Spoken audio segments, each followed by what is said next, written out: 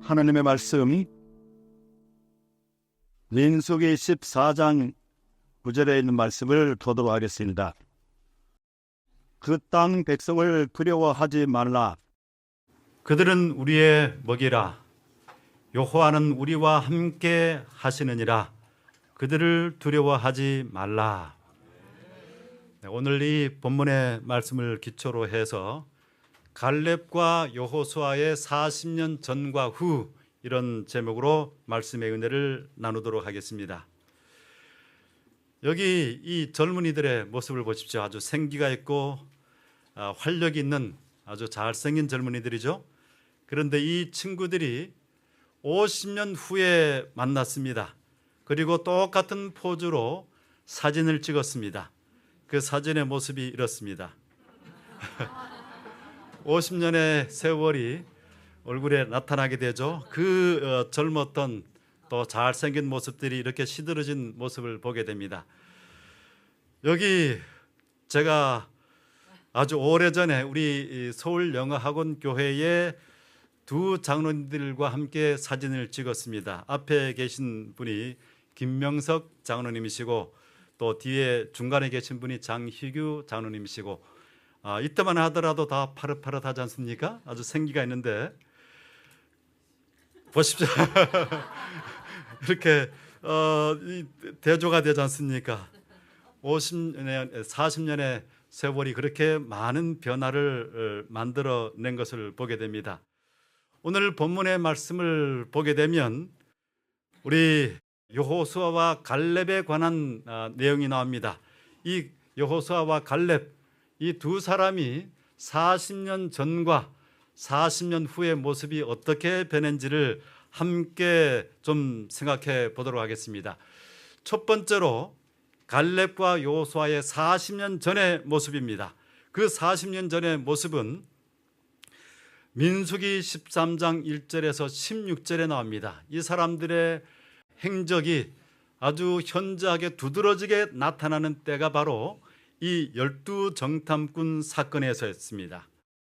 그런데 제가 이 성경을 읽으면서 우리 모든 많은 믿음의 사람들이 그렇게 생각할 것입니다. 이 12정탐꾼들을, 그 여호수아와 갈렙을 제외하고는 10정탐꾼들이 다 조금 믿음이 없고 굉장히 과장된, 허황된 그 두려움에 사로잡힌 사람들이다, 그렇게 생각하기가 참 쉽습니다.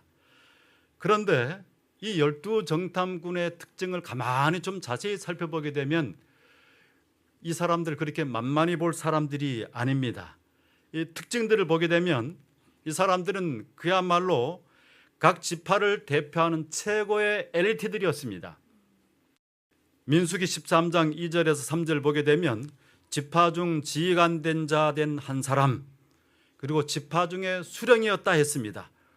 우리 그 전체 이스라엘 백성들의 남자의 수가 60만 3,550명이었는데 이 12지파가 이렇게 전체 숫자가 이러했는데 이 숫자를 우리가 12로 나누면 어떻게 돼요?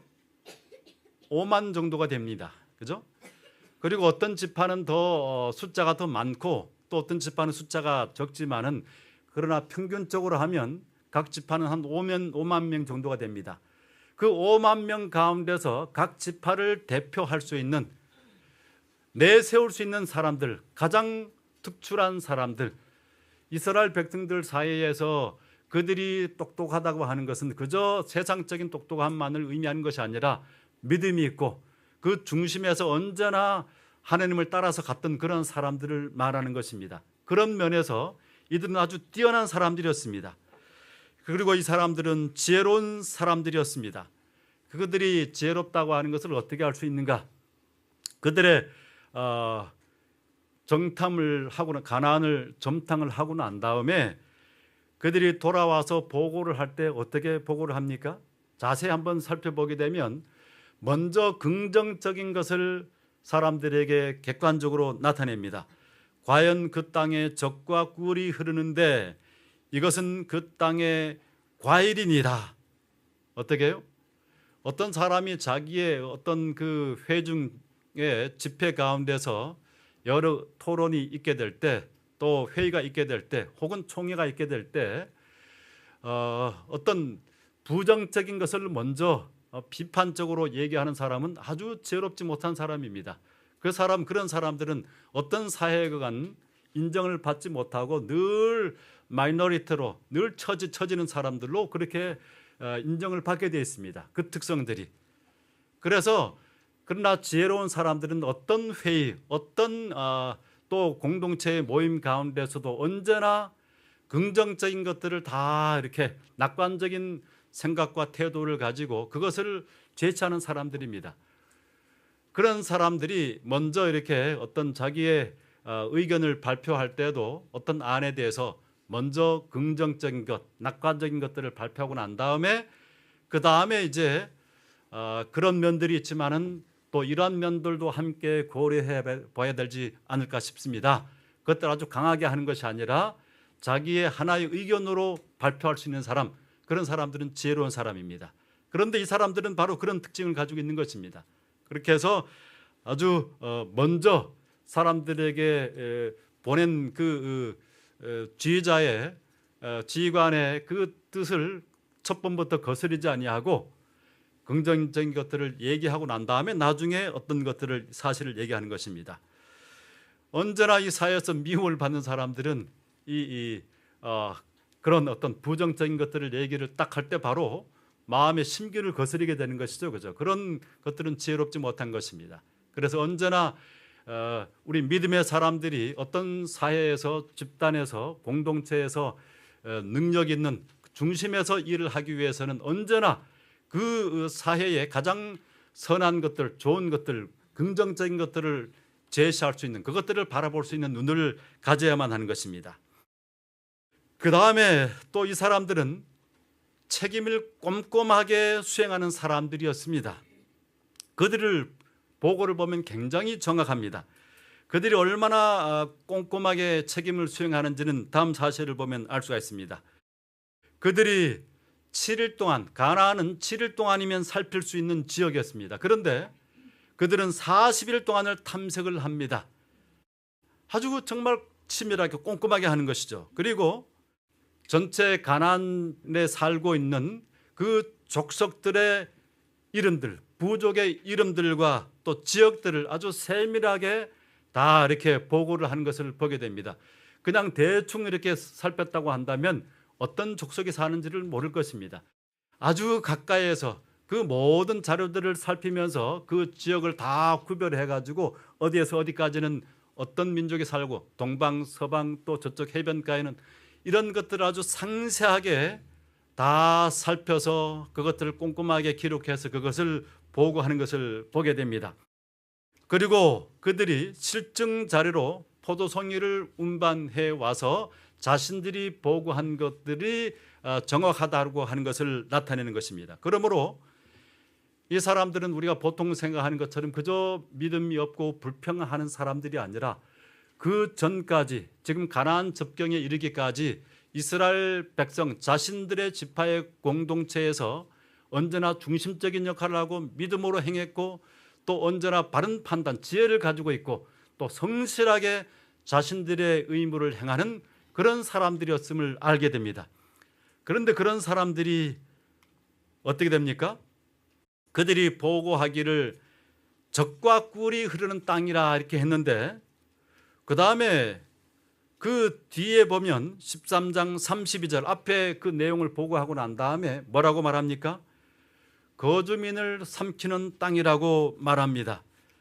여기 이 사람들이 이렇게 얘기하죠. 거기에서 또 네피림 후손 아낙 자손 대장부들을 보았나니 우리는 스스로도 보기에 메뚜기 같으니 그들의 보기에도 그와 같았을 것이니라. 자, 이 사람들이 앞에서 긍정적인 얘기를 하고 또 꼼꼼하게 살피고 난 다음에 마지막 결론으로 이렇게 얘기를 하니까 어떻게 돼요? 굉장히 그것이 이스라엘 백성 전체 회중에게 굉장히 객관적인 사실로 아주 강하게 어필하는 것입니다. 그리고 각 지파에서 그동안의 이 사람들의 행적이 늘 바르고 믿음으로 그렇게 행했기 때문에 그 사람들의 말에 무게가 있었습니다. 그리고 그것이 10사람이나 그렇게 됐기 때문에 모든 사람들이, 보통 이 사람들이 그전에까지 행동들이 지혜롭지 못하고 게으른 사람이었다고 한다면 그렇게 신뢰를 안 두었겠지만은 그 사람들의 그러한 일생의 그 행적과 그 또 보고의 정확성을 통해서 모든 이스라엘 백성들은 패닉에 사로잡힐 수밖에 없었을 것입니다. 그런데 왜 이 사람들이 그렇게 일생 동안 잘 정직하게 행했던 사람들, 신앙으로 생했던 사람들, 지혜로운 사람들이 이런 보고를, 또 이런 두려움에 사로잡히게 되었겠습니까? 여러분, 제가 이렇게 믿음 생활을 해보니까 이전에 믿음 생활을 아무리 정말 일생 동안 잘 해왔다고 할지라도 그 마음에서 하나님을 놓쳐버리면, 믿음이 잠시 떨어져 버리면 그렇게 용맹한 믿음의 용장들도 아주 이 어떤 순간에 굉장히 믿음이 연약해지고 믿음 없는 사람들로 전락할 수 있다는 것을 제가 경험을 합니다. 그래서 과거의 경험들이 중요한 것도 있지만 계속해서 하나님과의 관계를 맺고 살아가는 것, 그것 중요합니다. 우리의 삶 속에서 하나님을 내 마음속에 두지 않는다고 한다면, 믿음의 사람이라고 할지라도 나에게 다가오는 어떤 급박한 환경이라든가 또 아주 여러 힘든 경제적인 상황들 닥쳐오게 되면, 여러 역경이 다가오게 되면 이 사람들이 그런 것처럼 두려움에 사로잡히게 됩니다. 제가 상당히 건강한 사람입니다.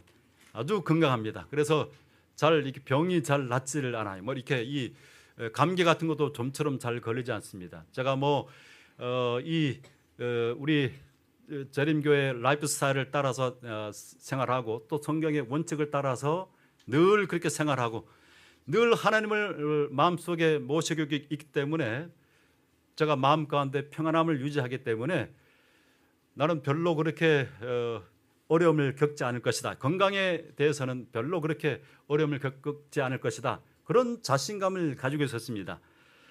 그런데 어느 날 아침에 제가 화장실에 들어서 조금 이렇게 잠깐 급하게 한 것도 아니고 이렇게 허리를 숙였는데 갑자기 뭔가 뜨끔하더니 그 다음에 이 몸을 움직이지를 잘 못하겠어요. 그래서 걷는 것들이 너무 힘들어져 가지고 그래서 정말 꼼짝 못하게 됐습니다. 그래서 침대에 누워가지고 이렇게 조금 이렇게 몸을 트는 것도 너무 힘들 정도로 그렇게 됐습니다. 정말 그때 제가 생각하기를, 이렇게 하다가 내가 평생을 그냥 이렇게 침대에 묶여서 살게 되는 것이 아닌가, 그런 두려움이 들 정도로. 하여튼 제가 그 경험을 통해서 깨닫게 된 것은 이 사람이 몸이 건강하고 이렇게 내가 모든 것들을 잘 성실하게 깔끔하게 하고 그렇게 잘하기 때문에 내가 건강을 유지하고 또 내 생활이 안정되는 것이 아니고, 하나님께서 그냥 이렇게 방치해두면 내가 아무런 힘이 없는 존재이구나, 내 힘으로 살아가는 것이 아니라 지금까지 하나님의 은혜로 살았구나 하는 것을 제가 마음 가운데 깊이 깨닫게 되었습니다.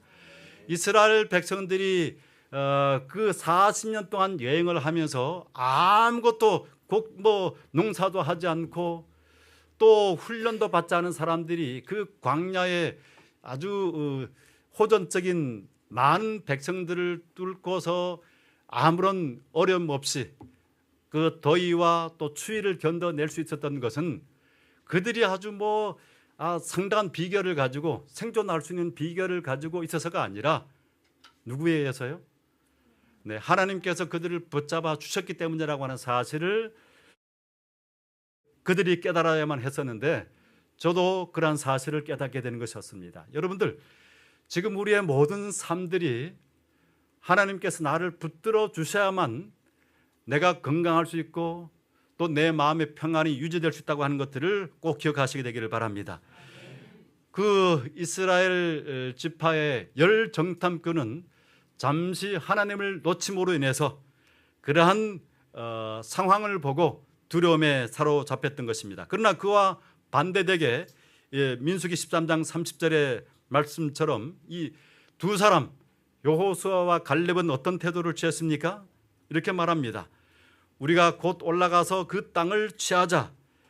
능히 우리가 이기리라. 여호와께서 우리를 기뻐하시면 우리를 그 땅으로 인도하여 들이시고 그 땅을 우리에게 주시리라. 여호와는 우리와 함께 하시니라. 이렇게 말씀하고 있습니다. 그들이 똑같은 것을 보았지만은 이 사람들은 믿음으로 그들의 인간적인 눈으로 객관적인 수치로 판단하는 것이 아니라 믿음의 눈으로 그 환경을 바라보았던 것입니다. 여기 부조와 선지자의 말씀에 이런 말씀이 있습니다. 때때로 그들의 앞길이 거의 이겨내기 어려운 장애물로 가로막힐 때 낙담하고 절망에 빠질 사람들이 있을 것이다. 영혼을 공포에 몰아넣는 엄청나게 무서워 보이는 고난들이 겸손히 하나님을 신뢰하면서 순종의 길을 따라 앞으로 나아갈 때에 사라질 것이다. 어때요? 우리 앞에 여러 장애물들이 없다고 말씀하지 않으셨어요. 시련과 고난과 여러 예기치 못한 갑작스런 어려움이 없을 것이라고 말씀하지 않으셨어요. 우리에게 그러한 고난과 장애물들이 있을지라도 정말 엄청나게 영혼을 공포에 몰아넣는 사건들이 또 경제적인 어떤 시련들이 온다고 할지라도 우리가 겸손히 하나님을 붙잡고 신뢰하면서 순종의 길을 따라 나가면 그 모든 장애들, 고난들이 사라질 것이라는 것입니다. 여기 보십시오. 이스라엘 백성들이 가나안을 접경을 바로 앞에 두고 그들이 순종하면 바로 7일 만에 정복할 수 있었던 땅을 어떻게 했어요? 불순종함으로 40년이나 돌아서 간 것을 보게 됩니다. 우리가 이 세상 살아가면서 느리게 보이고 현실적으로 손해가 되는 것처럼 보여도 믿음의 길이 결과적으로는 빠르고 이익이 되는 길입니다. 또 빠르게 보이고 현실적으로 이익이 되는 것처럼 보인다고 할지라도 믿음을 포기하고 불신의 길을 걷게 되면 세상적인 이득을 향해서 나가게 되면 어떻게 돼요? 그것은 마침내 우리에게 손해가 되는 길입니다. 그러므로 우리가 어떤 형편에 처한다고 할지라도 언제나 믿음의 대오를 흐트러뜨리지 말고 한 발자국 한 발자국, 그것이 인간적인 안목으로 보기에는 아주 막막하게 보인다고 할지라도 하나님을 선택하고 하나님과 함께 나아갈 수 있게 되기를 간절히 바랍니다. 그 다음에 두 번째는 40년 후의 갈렙과 여호수아의 모습입니다. 이 사람들이 40년의 세월을 지나고 난 다음에 어떤 모습이 되었을까요? 제가 이제 이 대학교를 다닐 때 그 캠퍼스에서 반짝반짝했던 사람들이 있습니다. 또 어떤 사람들은 좀 약간 이렇게 초라하게 보이고 자신감이 없어 보이고 그런 사람들이 있습니다. 그런데 그런 사람들이 거의 40년이 지나고 나서 이렇게 보게 되면 그때 반짝반짝하던 사람들이 그 빛이 다 사라지고 아주 초췌하고 초라한 그런 사람들이 있고, 그때 별반 없었던 것처럼 보이는 그런 사람들이 아주 이렇게 보면 굉장히 삶이 안정되어 있고 얼굴에도 이렇게 표정도 밝고 또 그 뭔가 후광이 있는 것처럼 보이는 사람들이 있습니다. 세월, 그 40년이라고 한 긴 세월 동안에 그 마음의 중심을 잡고 또 부단히 자기 내면을 개발하면서 바르게 이렇게 삶을 꾸려온 사람들은 세월이 지나면 지날수록 그 모습이 점점 더 영향력이 확대되어 가고 또 뭐 생긴 것과 관계없이 그 사람들의 모습에서 뭔가 범할 수 없는 그러한 안정감 있는 것을 보게 됩니다. 그러나 젊었을 때는 빛나던 사람들, 뭐 타고난 것들이 아주 잘생기고 이렇게 부모의 좋은 것들을 받아서 잘생기고 또 가진 재능이 있었지만 삶을 낭비한 사람들, 이 세상의 흐름에 그저 맡기고 이렇게 흔들렸던 사람들은 굉장히 연약해진 그런 모습을 보게 됩니다. 그런데 여기 40년 후에 갈렙과 여호수아는 어떻게 변했을까? 그들이 그 12정탐꾼으로 선택을 받았을 때가 나이가 45살이었습니다. 그런데 이제 가나안에 이르렀을 때가 85세였습니다. 그리고 이제 가나안을 정복하면서 건넌 다음에 땅을 분배하게 됩니다. 가나안 아직까지 정복하지 않은 땅인데 그 정복하지 않은 땅을 12지파의 그 지분을 각각 이제 나누게 됩니다. 이렇게 사람들이 믿음의 사람들도 정말 믿음이 있는 것처럼 보이다가 어떤 실제적인 자신의 이익과 관계된 문제에 걸리면 어떻게 돼요? 믿음은 저마치 백리 정도 달아난 것처럼 믿음과 전혀 관계없는 것처럼 변하는 때가 있습니다. 사사로운 이익과 관계되면 저 사람이 정말 믿음의 사람인가? 그렇게 생각되는 사람들이 의외로 참 많습니다.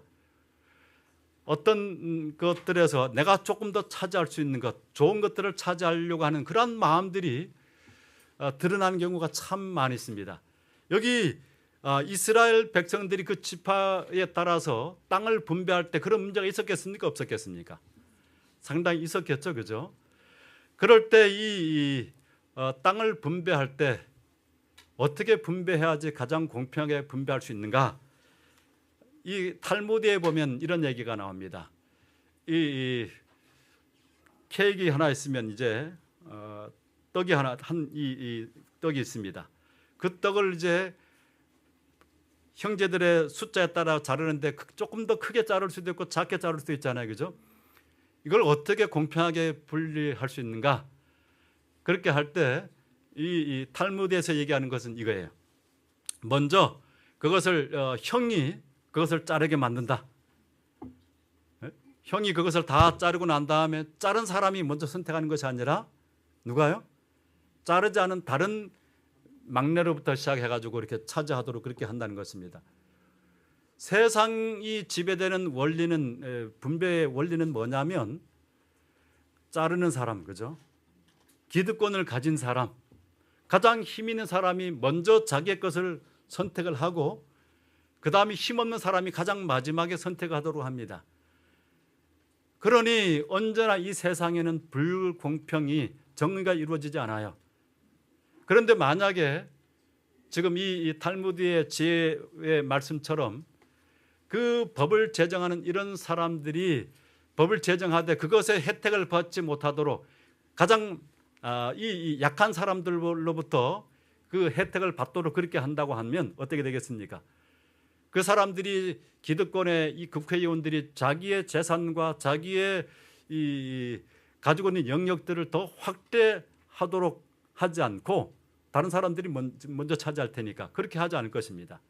그래서 그런 힘이 있는 사람이 양보하는 원리를 가져야 되는데 여기 이 갈렙 같은 경우에 보십시오. 갈렙이 어떻게 합니까? 헤브론을 요구합니다. 갈렙과 여호수아는 40년 동안 광야 여행을 하면서 이 이스라엘 백성들을 믿음으로 이끌었던 사람입니다. 나머지 사람들은 다 광야에서 죽었습니다. 그래서 이 가나안 땅에 이르도록 하는 것에 가장 큰 공로를 가진 사람이 누구예요? 이 두 사람이었습니다. 그래서 가장 나이도 연장자이기 때문에 자신이 가장 좋은 땅, 정복하기 좋은 땅, 비옥한 땅을 차지할 수 있었습니다. 그런데 이 사람들이 이 갈렙이 요구한 땅이 뭐예요? 헤브론입니다. 헤브론 땅은 어떤 땅인가? 여호수아 14장 11절에서 12절 그가 얘기하기를 나는 나이 들었으나 아직 힘이 넘칩니다. 이 산지를 내게 주소서. 헤브론은 산지였습니다. 왜 헤브론인가? 여호수아 14장 12절 말씀 가운데 보게 되면 그날에 들으셨거니와 그곳에는 아낙 사람이 있고 그 성읍들은 크고 견고합니다. 바로 이 헤브론 땅은 누가 있던 땅이에요? 네, 아낙 자손들이 있었던 정말 그 이스라엘 백성들을 40년 전에 간담을 높게 만들었던 장대한 장수들이 있던 땅입니다. 가장 정복하기 힘든 그 산지를 가장 누구도 차지하기를 원치 않았던 그 땅을 지금 나이가 늙어서 지금 거의 다른 누구보다도 연장자인 그가 또 자기의 권리를 가장 먼저 주장해도 누구도 거기에 이의를 제기할 수 없었던 권위 있었던 이 사람이 가장 험한 산지를 지금 갖겠다고 하는 것입니다. 그리고 이 여호수아는 어떠한가? 어땠어요? 딥낫세라를 받았습니다. 이 딥낫세라는 여호수아 19장 49절의 말씀 가운데 보게 되면 이스라엘 자손이 그들의 경계를 따라서 기업의 땅 나누기를 마치고 여호수아가 요구한 성읍 에브라임 산지 딥낫세라를 주매 이렇게 했습니다. 이스라엘 백성들이 모든 것을 다 이렇게 하고 난 다음에 이 딥낫세라를 가지게 됐는데 이 딥낫세라는 어떤 땅인가? 남은 분깃입니다. 모든 사람들이 우리 시장에 가서 이 사과를 선택할 때도 어떻게 해요? 다 좋은 것만 선택하고 나머지가 가장 이 찌질한 것만 남지 않습니까? 그죠? 그런 누구도 차지하기를 원치 않던 땅이 바로 딥낫세라입니다. 존 칼빈은 이렇게 말했습니다. 딥낫세라는 완전히 파괴되어 있는 성읍이거나 새로 건축해야 할 성읍이었다. 완전히 파괴된 성읍이니까 누가 거기를 차지하려고 하겠습니까? 그죠? 누구도 원치를 않았던 땅입니다. 그리고 재림교회 성경주석 2권 276페이지에 보면 땅을 분배하는 순서에서 우리는 이 위대한 지도자의 아량을 본다. 그는 자신의 지위를 이용하여 쉽게 이득을 취할 수 있었지만 그렇게 하려고 애쓰지 않았다. 딥낫세라는 정복한 땅을 제일 먼저 취하는 대신에 자기 백성 중 가장 미천한 자들까지 다 분배받기까지 자기의 요구를 연기한 정복자 여호수아의 고상한 인격과 무화적 정신에 대한 움직일 수 없는 증거였다. 참 놀랍지 않습니까? 갈렙은 가장 이스라엘 백성들이 두려워하는 아낙 자손이 있는 가장 험준한 땅을 자기에게 달라고 그러고 그 다음에 이 여호수아는 모든 이스라엘 백성들이 다 각 지파를 따라 선택을 하고 난 다음에 찌끄러기 땅, 황폐된 땅을 차지한 것입니다. 제가 우리 부모님 장례식을 2번을 치르게 됐죠. 우리 아버님, 그 다음에 어머님 장례식을 치를 때 제 형제들이 이남이녀입니다. 제가 장남이에요. 그러면 제가 교회를 여러 군데 다녔기 때문에 또 이제 SA 교육의 대표도 하고 했기 때문에 여러 이제 관계들이 많지 않겠습니까? 그리고 우리 형제들은 상대적으로 굉장히 거의 없다시피 하고 우리 밑에 여동생은 좀 있지만은 밑에 두 남동생과 여동생은 거의 없다시피 합니다. 그런데 이제 장례식에 그 사람들이 조문을 와서 이제 그 주는 봉투를 뭐라고 합니까? 조의금. 네, 조의금을 이제 내는데 대부분 거의 한 70, 80%가 누구 거예요? 네, 저에게 오는 것입니다. 근데 아버님이 돌아가셨을 때 제가 그 다 모든 걸 계산하고 난 다음에 그 돈 전체를 반을 잘라서 우리 어머님을 드리고 그 다음에 반 남은 걸 가지고 우리 동생들하고 공평하게 다 나눠 가졌습니다. 그 다음에 우리 어머님이 돌아가셨을 때도 마찬가지예요. 다 그렇게 계산하고 난 다음에 그 이제 돌려드릴 분이 없으니까 우리 형제들을 4명이 똑같이 그렇게 나눠줬습니다. 우리 아이들이 우리 동생들이 어떻게 생각하겠습니까? 저에 대해서 좋게 생각하겠습니까? 나쁘게 생각하겠습니까? 네. 그래서 우리 한 여동생은 오빠를 하늘이라고 그러고 또 다른 여동생은 세상에서 가장 존경하는 사람이 오빠라고 얘기를 합니다. 그리고 정말 이 아이들이 얼마나 저한테 잘하는지 모릅니다. 정말 좋은 것들이 있으면 어디 가서 관광지에 가서 좋은 것들이 있으면 그것들을 주문해 가지고 이렇게 보내고 철마다 때마다 또 반찬도 보내고 이렇게 해서 정말 우리 형제들처럼 그렇게 가깝게 또 따뜻하게 서로 지내는 가족들이 없습니다. 제가 만약에 그 욕심을 부려서 그대로 탁탁 이렇게 했다고 하면 어떻게 됐겠습니까? 그렇게 되지 않는 거예요. 조금 넉넉하게 그렇게 살아도 우리 삶이 그렇게 빈궁하지 않습니다. 조금 이렇게 이익을 조금 돈을 아끼려고 그렇게 인색하게 될 때 우리가 신앙인의 삶의 모습을 제대로 증가할 수 없어요. 제가 어릴 적 살았던 곳이 강원도 태백입니다. 제가 가끔 그 옛날 추억을 생각하면서 그 집을 그 태백을 찾아가곤 하는데, 옛날에 살았던 집이 있습니다. 그 산 동네 밑에 조그만한 그 집이 이제 단칸방에서 우리 여섯 가족이 살았습니다. 근데 그 앞에서 이렇게 보면 그 공터가 있습니다. 그리고 그 앞에가 방앗간이 있고 그렇게 했는데, 어렸을 때 그곳에서 우리 그 동네 친구들이 함께 뛰어놀고 얼마나 그렇게 잘 놀았는지 모릅니다. 근데 지금 이렇게 가서 보니까, 최근에 가서 이렇게 보면 그렇게 그 당시에는 그렇게 넓었던 땅이 얼마나 적은지, 저기서 어떻게 그 넓었던 땅이 너무나 작게 보이는 겁니다. 그리고 옛날에 이렇게 올랐던 그 작은 동산인데 그때는 굉장히 높게 보이는데 지금은 조그마한 이렇게 언덕 같은 것이에요. 세월이 지나서 제가 이 세상을 많이 경험하고 여러 곳도 이렇게 다녀보고 제 바라보는 눈이 이제 어른이 돼서 넓어지고 나니까 어떻게 해요? 그 어렸을 때 뛰어다녔던 그곳이 뭐예요? 아주 정말 너무 작게 보이는 것입니다. 그것은 우리 영적인 것에도 똑같이 적용됩니다. 우리가 믿음의 눈으로 하나님의 세계만큼, 하나님의 높이만큼 우리의 생각이 크고 또 성장하게 되면 이 세상의 사람들이 높게 보는 것, 굉장히 귀하게 보는 것, 그것들이 참으로 사소한 것입니다. 정말이에요. 너무나 사소한 것입니다.